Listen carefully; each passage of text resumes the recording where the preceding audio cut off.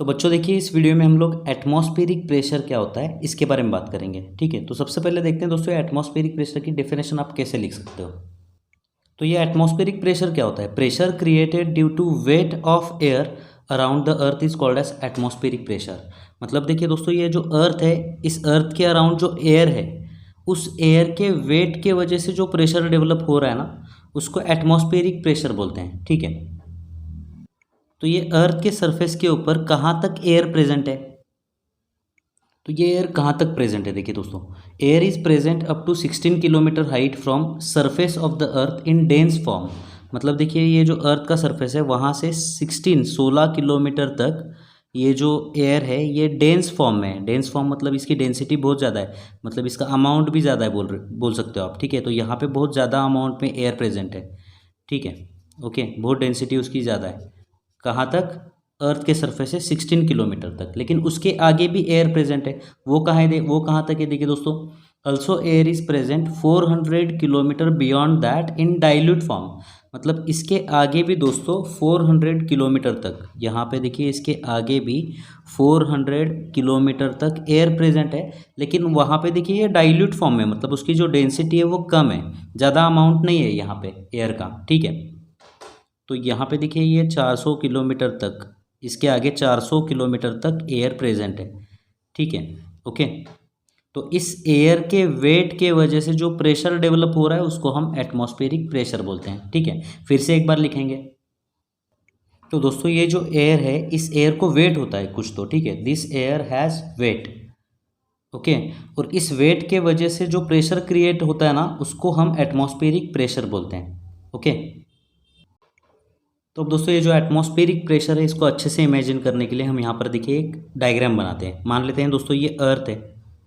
ठीक है, और इस अर्थ के ऊपर हम इमेजिन करेंगे ये एरिया, हम लोग ये एरिया एज्यूम करेंगे। ठीक है, मान लेते हैं ये एरिया है ए। अब इस एरिया के ऊपर दोस्तों हम क्या करेंगे? कॉलम एज्यूम करेंगे। एक हम कॉलम एज्यूम करेंगे 400 किलोमीटर तक। ठीक है, ये कॉलम। अब दोस्तों ये जो कॉलम है, इमेजिनरी कॉलम है, इसके अंदर दोस्तों एयर प्रेजेंट होगी।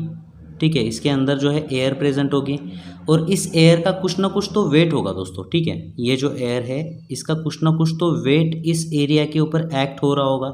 उस वेट को हम W एज्यूम करेंगे। W is what? Wait of air present in this column, imaginary column.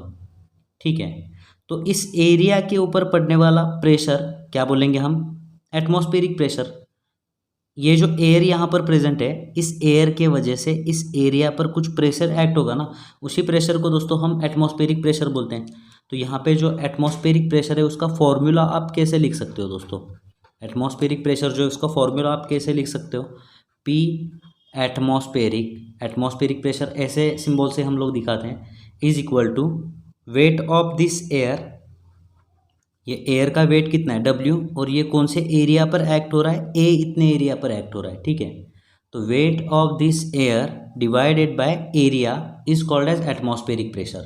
ठीक है, तो अब दोस्तों ये जो एटमॉस्फेरिक प्रेशर है इसकी वैल्यू कितनी होती है इसके बारे में हम लोग बात करेंगे। ठीक है, तो साइंटिस्ट लोगों ने दोस्तों ये जो एटमॉस्फेरिक प्रेशर है इसकी वैल्यू फाइंड आउट की है। ठीक है, और ये वैल्यू उन्होंने सी लेवल पे फाइंड आउट की है। सी लेवल क्या होती है? मान लेते हैं दोस्तों, देखिए ये देखिए एक समुद्र है। ठीक है, यहाँ पे देखिए ये समुद्र का पानी है। ओके, ये समुद्र का पानी है। ओके, ठीक है, और यहाँ पर देखिए बीच होता है। बीच के बाद में यहाँ पर देखिए एक पहाड़ दिखाऊंगा। फिर ये देखिए ये बहुत बड़ा पहाड़ है।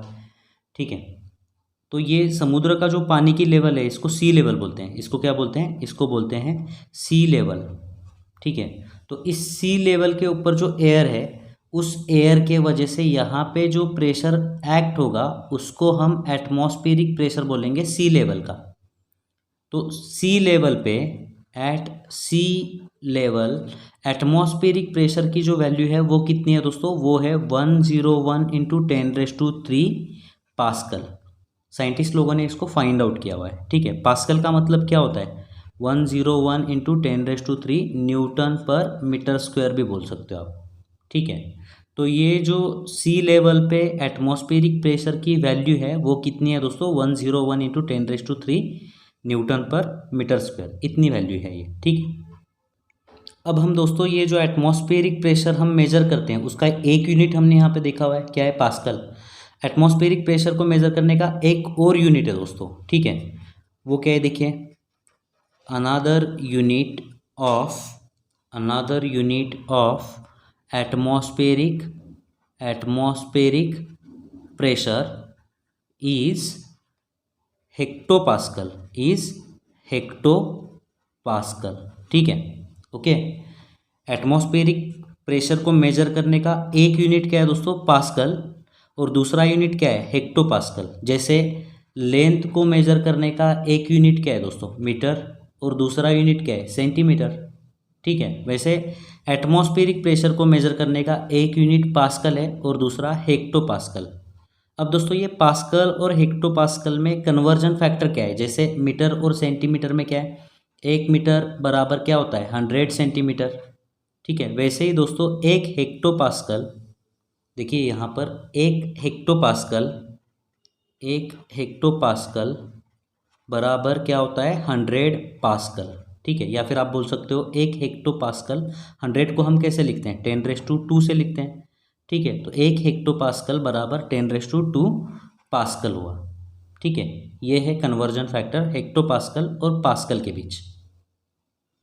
अब दोस्तों एक बात आपको यहाँ पर ध्यान में रखनी है कि सी लेवल पे एटमॉस्फेरिक प्रेशर की वैल्यू इतनी है, ठीक है। मतलब यहाँ पे देखिए एयर कितनी प्रेजेंट है, 400 किलोमीटर तक प्रेजेंट है, ठीक है। अब जैसे जैसे सी लेवल से आप ऊपर जाओगे ना, देखिए आप यहाँ पर पहुँच गए, तो यहाँ पे देखिए इसके ऊपर एयर कम प्रेजेंट है।